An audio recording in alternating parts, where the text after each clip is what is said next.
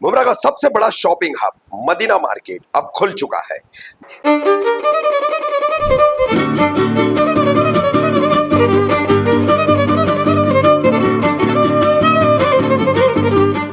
मुमरा में शॉपिंग अब होगी और भी खास। मदीना मार्केट जो गुलाब पार्क और किस्मत कॉलोनी के बीच खुल चुका है, लेके आया है सब कुछ एक ही जगह पर। मेंस, वुमेन्स और kids wear, stylish accessories, premium makeup, abayas, Indian and western outfits और हत्ता की ब्यूटी पार्लर तक। ये समर मुमरा का सबसे हॉट शॉपिंग डेस्टिनेशन मिस मत कीजिए।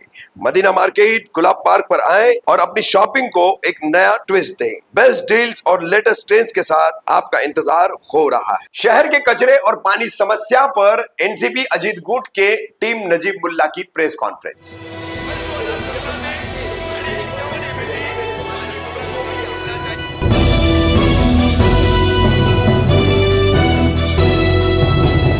रफीक कामदार हिंदुस्तानी रिपोर्टर में आपका स्वागत है। सोमवार 28 अप्रैल शाम 7:30 बजे के करीब सोनाजी नगर स्थित राष्ट्रवादी कांग्रेस पार्टी अजीत पवार गुट द्वारा टीम नजीब मुल्ला ने एक प्रेस कॉन्फ्रेंस ली। इस प्रेस कॉन्फ्रेंस को संबोधित किया पार्टी के विधानसभा अध्यक्ष जफर नोमानी और एक वरिष्ठ पदाधिकारी राजू अंसारी ने। शहर की कचरे और पानी की समस्या, इन मुद्दों पर क्या बोले ये दोनों नेता और पत्रकारों के सवालों के जवाब उन्होंने क्या दिए हैं और किस तरह से उन्होंने मौजूदा एनसीपी शरद पवार गुट के विधायक जितेंद्र आव्हाड और उनके लोगों को घेरा है, सुनिए।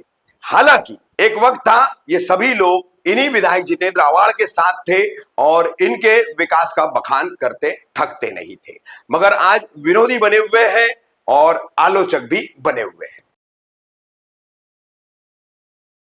Thank you sir, thank you very much sir.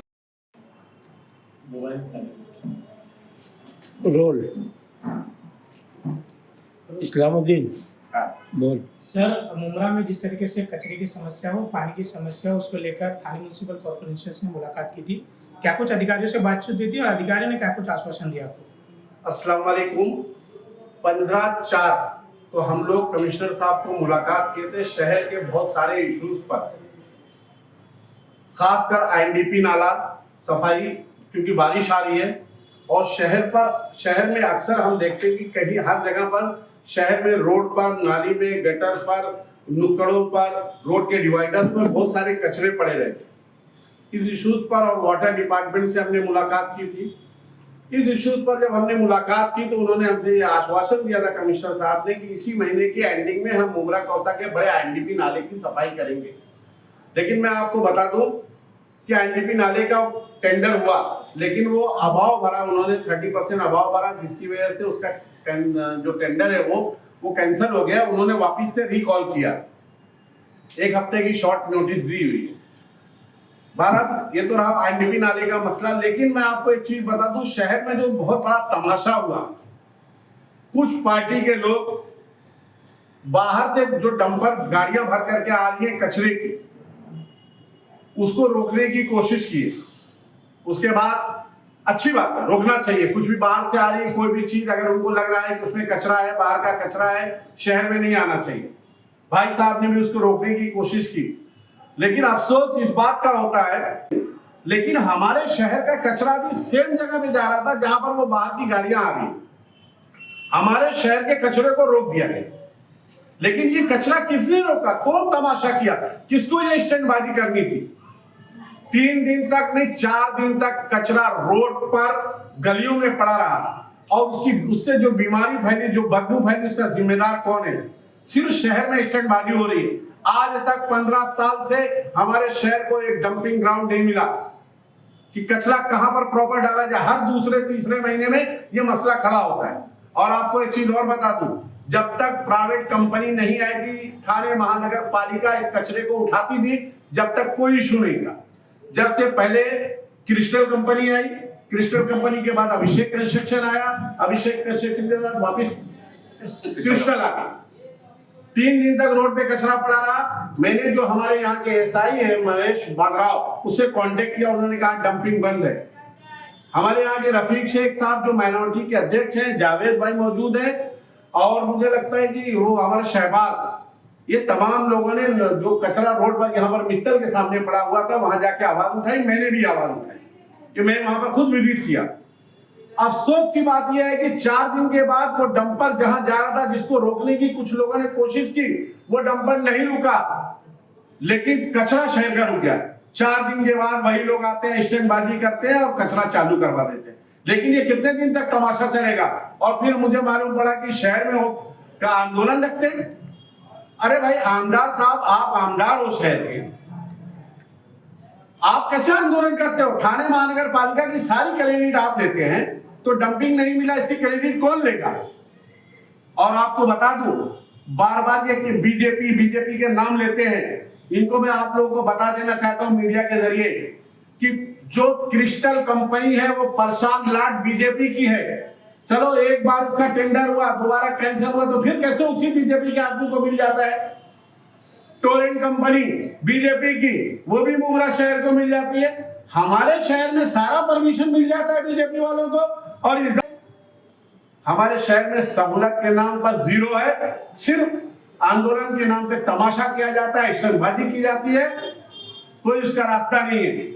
हम लोग आज फिर गए थे कमिश्नर साहब के पास, कमिश्नर साहब बिजी थे, नहीं मुलाकात हो भाई। हमने मनीष जोशी साहब से वापिस से मुलाकात की, हमने वाटर डिपार्टमेंट के विनोद पवार साहब से मुलाकात की। हमने कहा कि शहर आज भी, हमारे शहर में अमीनाबाद में पानी नहीं पहुंच रहा है, पानी के लिए लोग तरस रहे हैं। एक विस्टा वैली बिल्डिंग है, टीएमसी बिल्डिंग है, पानी नहीं पहुंच रहा है। शहर में बहुत सारे राजनीतिक लोग जिनकी टीएमसी बिल्डिंग बन रही है, उनकी बिल्डिंगों में डायरेक्ट 24 घंटा पानी मेन लाइन से दिया गया है। कौन कर रहा है? किसके आशीर्वाद से हो रहा है? और शहर में तमाशा करते हो, ढोंग करते हो, आंदोलन के नाम पर रोड पे लेटते हो। ये नहीं चलने वाला है। इसीलिए आज हमने कमिश्नर साहब से मुलाकात की थी, और आगे की बात हमारे राजू भाई मौजूद है, वो बताएंगे क्या।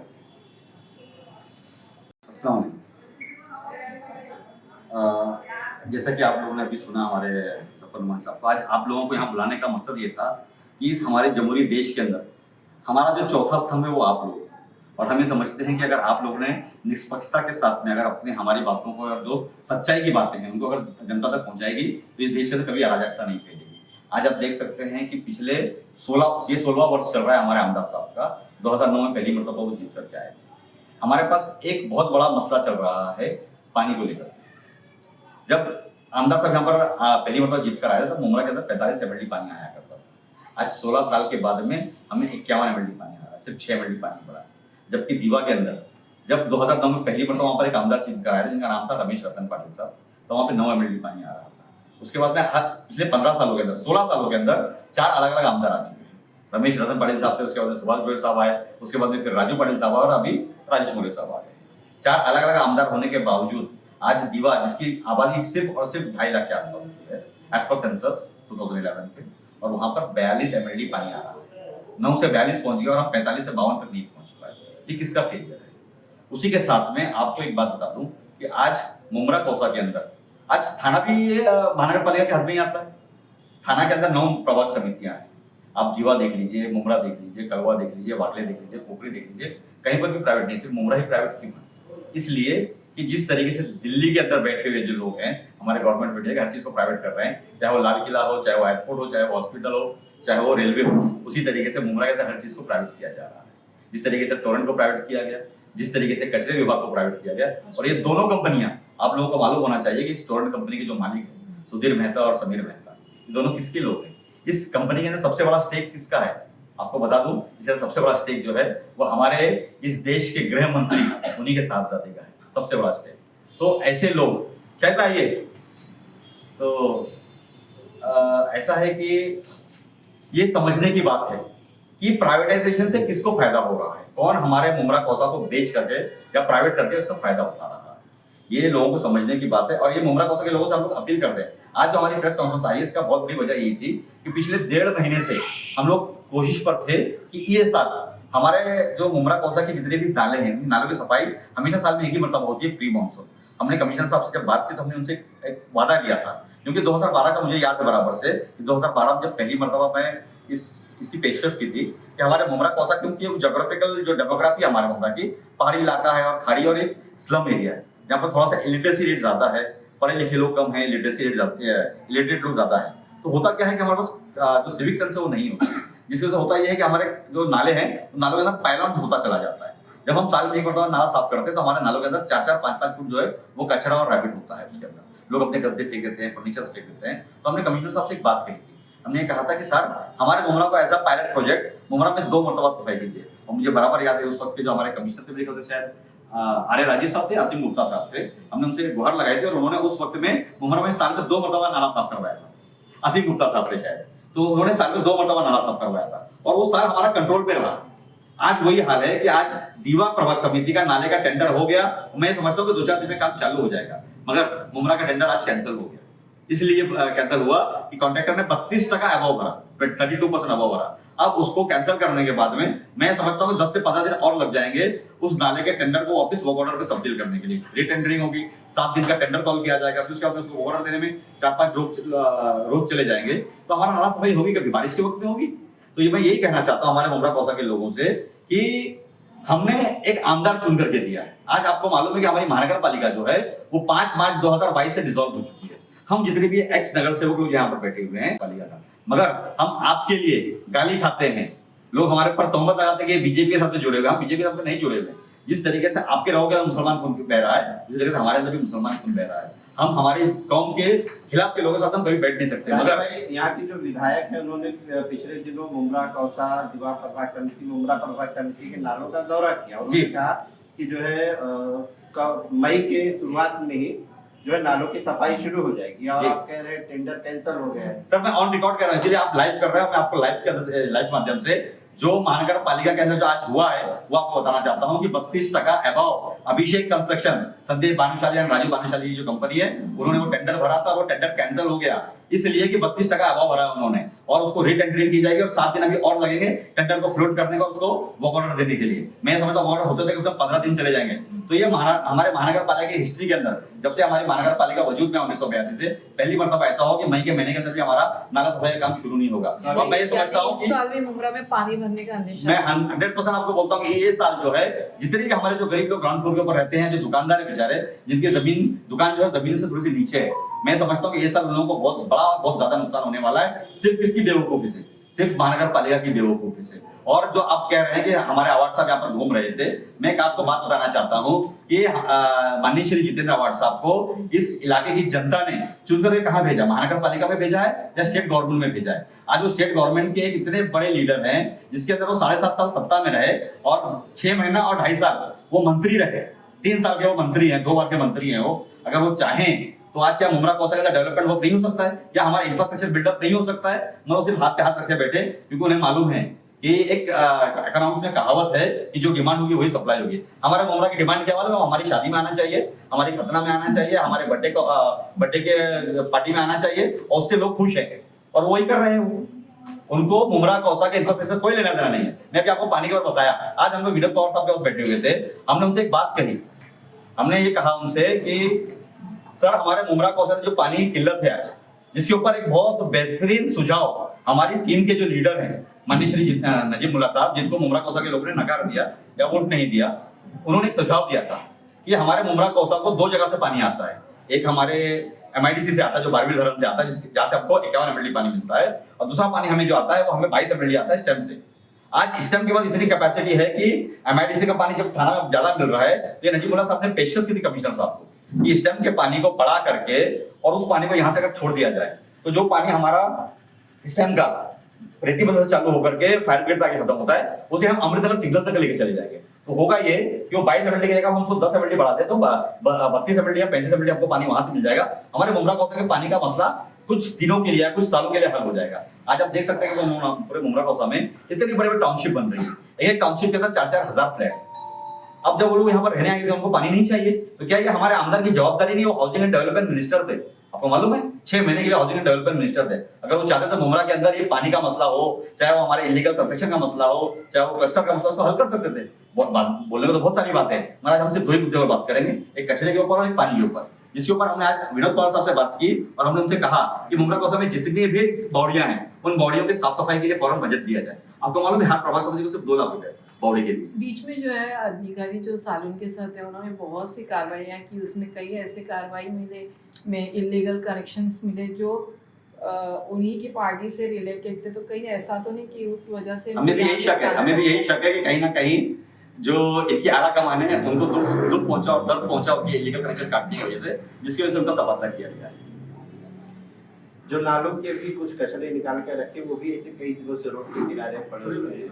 सर पड़े ही रहेंगे ना। जब आप मुझे एक बात बताइए, मैं एक सवाल आपसे करता हूँ कि जब थाने महानगर पालिका जब यहाँ पर कचरा उठाया करती थी, तब हमारे जो सालाना हमारा जो खर्चा था, आप लोग कहीं ना कहीं मुमरा शहर में अपोजिशन में है, तो क्यों नहीं जो है इन लोगों से आप अपोजिशन में रह के काम करवा पा रहे हैं? हम तो करवाने की कोशिश कर रहे हैं ना। आप देखिए परसों के रोज रात हमारे बेचारे लोग हमारे खड़े रहे, जब खुर्शीद वासी साहब रहे हो, सिराज अंसारी साहब रहे हो, हमारे रफीक भाई रहे हो, बहुत सारे शाला मासमी साहब के भतीजे हमीद शहबाज भाई वो खड़े थे वहाँ पे, जावेद भाई खड़े थे, हमारे जावेद सईद साहब, इन्होंने खड़े रहकर काम करवाया। हम स्टंटबाजी करने में यकीन नहीं करते, हम दिखावा नहीं करते। जो जिस तरीके से मुंब्रा पास में दिखावा किया जा रहा है, इतनी बड़ी बात आपको मैं ऑनलाइन बोल रहा हूँ कि मुंबई मुलुंड का जो बायो वेस्ट कचरा जो है वो आके यहाँ पे फेंका जा रहा था, डंप किया जा रहा था, उसके ऊपर इन्होंने आंदोलन किया। तो क्या बंद होना चाहिए था? मुंब्रा कचरा बंद होना चाहिए था, बाहर कचरा बंद होना चाहिए था? मुमरा का कचरा बंद किया, तो मुंब्रा का कचरा बंद किया गया। यही तो स्टंटबाजी है। कैसा है कि पहले मारा जाएगा और उसके बाद उसको चॉकलेट दी जाएगी। इसने बंद करवा दिया। वो आप समझिए, आप हमारा चौथा स्तंभ है। मैं समझता हूँ कि आप लोगों ने थोड़ा सा इसके ऊपर ध्यान देना चाहिए कि मुमरा कहते हैं स्टंटबाजी कौन कर रहा है, कौन जाकर पहले हालत को खराब करता है, फिर जाके वहाँ पे रुमाल लेकर के जाकर उनके हाथों को पूछता है। ये आपको समझने की जरूरत है, ये आप ही को नहीं, पूरे मुमरा को सभी लोगों को समझने की जैसे मित्तल की सुपारी बजाई गई, वैसे चुवा पुल की सुपारी बजाने का काम 100% ये काम किया जा रहा है। मुझे एक बात बताता हूँ, मैं आज ही का देखा कि हमको in the case of anonymity उन्होंने कहा है कि मेरा नाम मत लेना। उन्होंने कहा है कि मुमरा कौशल में जिसने किया है मुझे मालूम, उसे बताया भी, हमारे सारी चीजें खोल करके बताई, किस तरीके से प्लान किया गया, किस तरीके से क्रिस्टल को दबाया गया, किस तरीके से प्रसाद लाट जो इसके मालिक है उनके साथ में बैठ करके प्लान किया गया कि आप इतना पायलॉन कर दीजिए कि पब्लिक के अंदर थोड़ा सा त्रस पैदा हो, थोड़ा सा त्रास पैदा हो, बास पैदा हो, बीमारी पैदा हो, तब कहीं हम जाकर उसका इलाज करेंगे।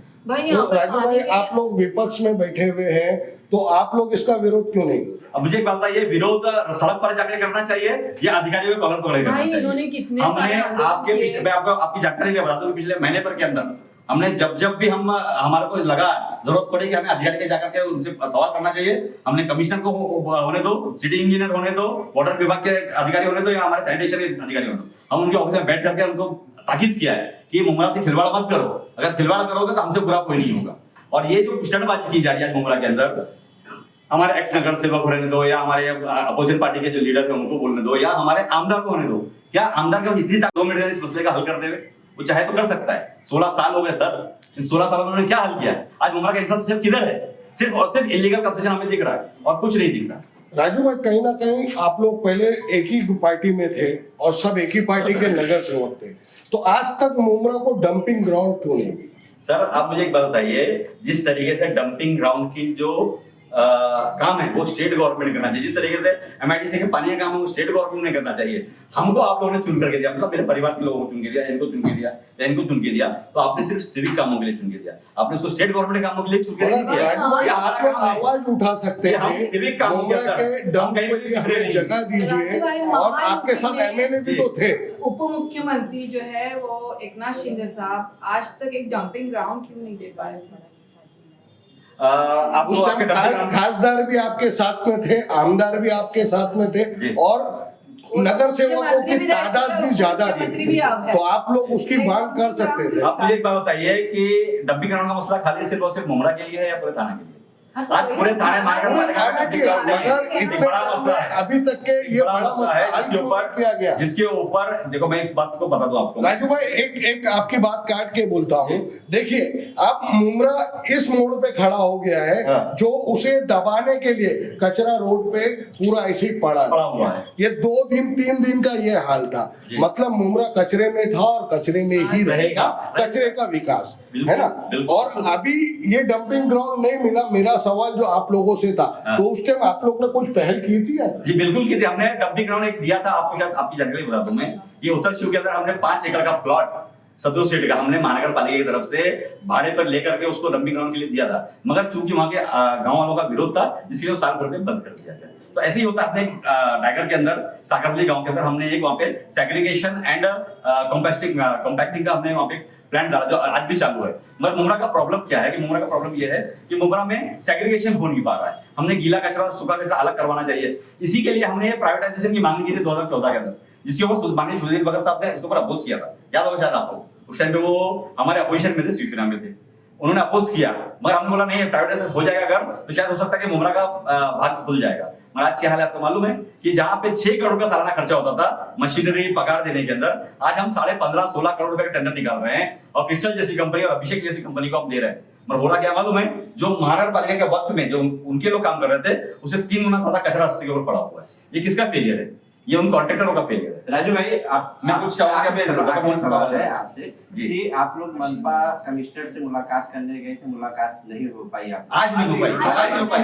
15 को हुई, उससे पहले 12 तारीख को हुई हमारी, तो अभी कई मरतबा मिले हम। अभी इन सब मुद्दों को लेकर आप लोग कब जाने वाले हैं? और कल जाने वाले हैं हम लोग, कल वापस जाने वाले। कमिश्नर साहब आज मैंने जब मैसेज किया उनको, मैंने उनसे आज अपॉइंटमेंट लेने की कोशिश की, उन्होंने कहा कि आज सोमवार है, आज पब्लिक डे होता है, मैं पब्लिक से मिलना चाह रहा हूं, तो मैं कोशिश करूंगा कि कल हमसे जाके जरूर मिलेंगे। मैं एक बात खाली आपको बता दूं कि 14 तारीख को हम जाकर के जब कमिश्नर साहब से मुलाकात किए तो 2 दिन के बाद हम देख रहे हैं कि जो नाले की मांग हम करके आए कि सफाई की जाए, तो देख रहे हैं कि हमारे आमदार तो पूरे शहर में वही पॉलिटिकल स्टैंड चालू हो गया। अरे सर, मैं आपको एक बात ये पूछना चाहता हूँ, शहर में क्या हॉकर थे?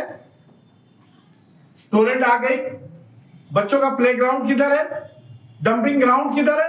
कब तक ये खाली नाटक चलते रहेगा, स्टैंडबाजी चलती रहेगी? कब तक चलता? और दूसरी बात ये बता दूं आपको शाहिद भाई, आप बोलते हैं ना कि खासदार भी आपकी जानकारी में है, आपके साथ में है। यहाँ का एक वसूल है कि मेरे बीच में कोई बोले नहीं। जिस तरीके से आपने बजरंग दल के इश्यूज पर बात की, आपको किस तरीके से कहा गया, रोक दिया गया, इसी तरीके से हमारे साथ भी हमेशा ये होता कि कभी बोलो मत, खाली देखो, कुछ कहना नहीं। यही शहर का हाल है। उनके बीच में जो बोलता है या तो उसके ऊपर झूठी FIR हो जाती है, उसकी मिसाल ये देखिए बैठे हुए। आप जैसे लोग पत्रकार सवाल करते हैं तो आपको गाली दी जाती है, उनके ऊपर आपके आंख पे आते हैं लोग। यही वजह है, इसी वजह से शहर का विकास नहीं हो रहा है।